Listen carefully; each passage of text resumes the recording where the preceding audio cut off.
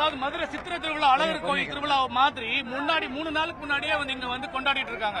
தொடர்ந்து மாநாட்டை வந்து பல்வேறு அரசியல் கட்சியை விமர்சனம் பண்ணிட்டு இருக்காங்க. சீமான் உட்பட வந்து விமர்சனங்களுக்கு வந்து தாவேகா மாநாடு வந்து ஆளாகிட்டு இருக்குது. ஒரு நிர்வாகியா ஒரு தொண்டரா நீங்க எப்படி பாக்குறீங்க? விமர்சனங்களை தாண்டி வரலன்னா வெற்றியை தொடவே முடியாது. அது அரசியலா இருக்கட்டும், சினிமாவா இருக்கட்டும், அந்த விமர்சனத்துல உண்மை இருக்கணும்.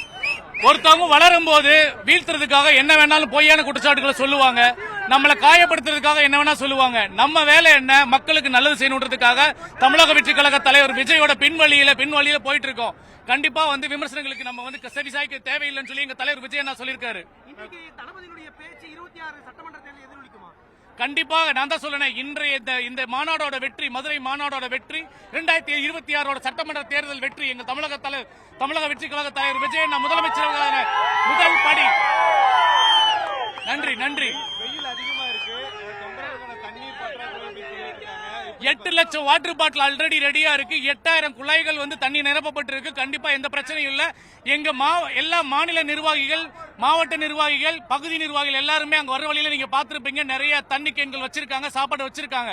அதனால எந்த குறையும் இருக்காது. எங்கேயாவது ஒரு சில குறைகள் இருந்தா வேணும்னு எதிர்க்கட்சியில் செய்யற வேலையா இருக்கும். இப்பயே நான் வரும்போது கிட்டத்தட்ட 4 டேக் டைவர்ஷன்.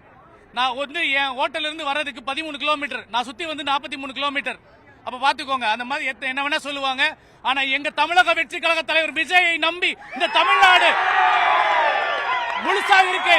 ஒரு மாற்றத்தை எதிர்நோக்கி இந்த தமிழ்நாடு மக்கள் எங்கள் அண்ணன் தளபதியை வந்து முடிவு பண்ணிட்டாங்க. 2026 நீங்க பார்க்க போறீங்க. இருக்கட்டுங்க, நிறைய நெருக்கடி. பேனரை கிழிக்கிறாங்க, வழியை மறைக்கிறாங்க, எல்லா நெருக்கடியும் பண்றாங்க. அவங்களால முடிஞ்ச அளவுக்கு செய்யறாங்க. செய்யட்டு எல்லாமே எங்களுக்கு சாதகமாக தான் அமையும். எங்கள் தலைவர் தளபதி அவர்களுக்கு சாதகமாக தான் அமையும். கண்டிப்பா வெற்றி நிச்சயம். எங்க இப்பதானங்க சொன்ன விமர்சனத்துக்கு நம்ம பதில் சொன்ன அவசியமே கிடையாதுங்க.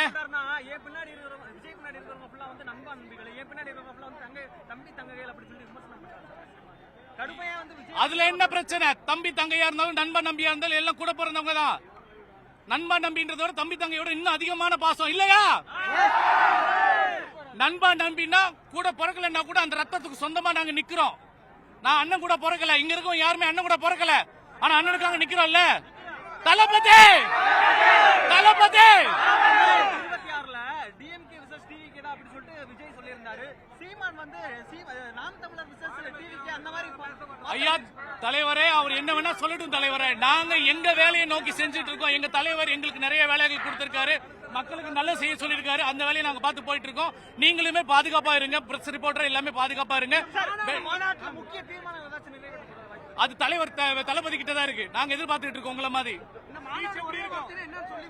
வெற்றி 2026 சட்டமன்ற தேர்தல் வெற்றி. ட்ரெண்ட ஃப்ரெண்ட் ஆக்கிக்கோங்க. தந்தி டிவியின் சப்ஸ்கிரைபர்ஸ் அண்ட் ஃபாலோவர்ஸ் குடும்பத்துல நீங்களும் இணையுங்க.